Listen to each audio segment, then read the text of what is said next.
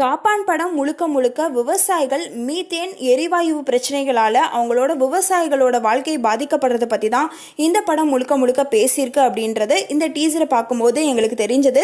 காரணம், விவசாயிகளோட போராட்டம், போலீஸ்கிட்ட அடி வாங்குறது, அண்ட் சூர்யா மீடியா முன்னாடி நின்று இயற்கையாக உருவாகிற நதியை தனக்கு மட்டும்தான் சொந்தம் கொண்டாடுற உரிமையை யாருங்க கொடுத்தது அப்படின்னு ரொம்ப கோபமாக கேட்குறது. ஆர்யா தமிழ்நாட்டை பாலைவனம் ஆக்கிட்டு இந்தியாவை சூப்பர் பவராக ஆக்க போறீங்களா அப்படின்னு எதிரில் இருக்கிறவரை பார்த்து கேட்குறது. அதுக்கு எதிரில் இருக்கிறவர் துபாய் கூட பாலைவனம் தான், அங்கே பணம் கொட்டலையா அப்படின்னு கேட்குறாரு.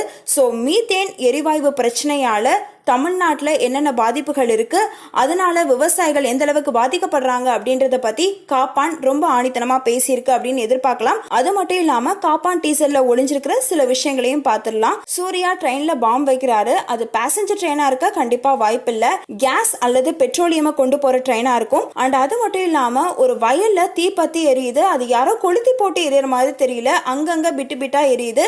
அது காரணம் பாத்தீங்கன்னா ஏதாவது கேஸ் அல்லது ஏதோ ஒரு எரிவாயு லீக் ஆகி தான் கண்டிப்பா நிச்சயமா எரிஞ்சிருக்கணும் அப்படின்ற மாதிரியும் இந்த டீசரை பார்க்கும்போது நம்மளால கெஸ் பண்ண முடியுது. இந்த டீசரோட ஸ்டார்டிங்லேயே பாத்தீங்கன்னா சூர்யா ஒரு கேஸ் ஃபேக்டரியில பாம்பு வைக்கிறாரு. அது R2BM வகை கேஸ், இது ஏஸ் ஆஃப் கேஸ், இது ஆர்மில யூஸ் பண்றாங்க அப்படின்னு சொல்றாங்க. காப்பான் டீசர்ல ஒரு 4-வே ஜங்ஷனை காட்டுறாங்க. அது விவேகம் படத்துல வர ஜங்ஷன் மாதிரியே தான் இருக்கு.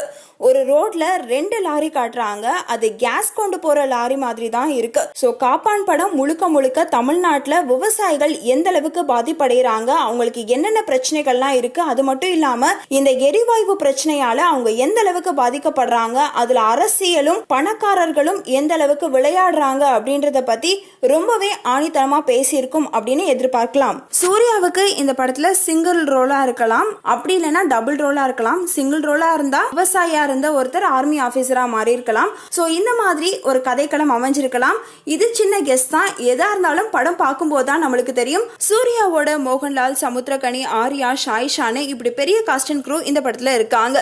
சூர்யா ஒரு அண்டர் கவர் ஆபீசராகவும் மோகன்லால் பொலிட்டீஷியனாகவும் நடிச்சிருக்காங்க. சமுத்திரகனி, ஷாய்ஷா, ஆர்யா இவங்க எல்லாத்துக்குமே ஒரு இம்பார்ட்டன்டான ரோல் இருக்கு அப்படின்னு இந்த டீசர் பார்க்கும்போது தெரியுது.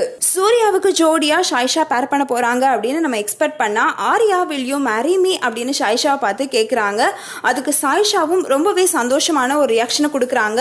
இந்த டீசரை பார்க்கும்போது ஒருவேளை சூர்யாவுக்கு பேர் இல்லையோ அப்படின்னு கூட தோணுது.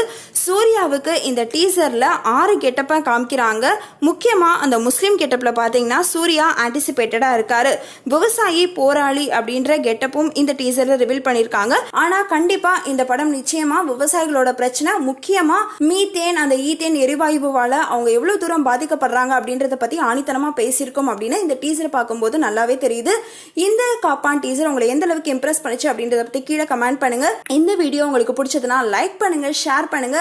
இந்த மாதிரி நிறைய வீடியோஸ் அண்ட் சினிமா அப்டேட்ஸை மிஸ் பண்ணாம தெரிஞ்சுக்க யூத் சென்ட்ரல் தமிழ் சேனலுக்கு சப்ஸ்கிரைப் பண்ணிருங்க. கூடவே பெல் ஐகானையும் பிரஸ் பண்ணிருங்க. நன்றி, வணக்கம்.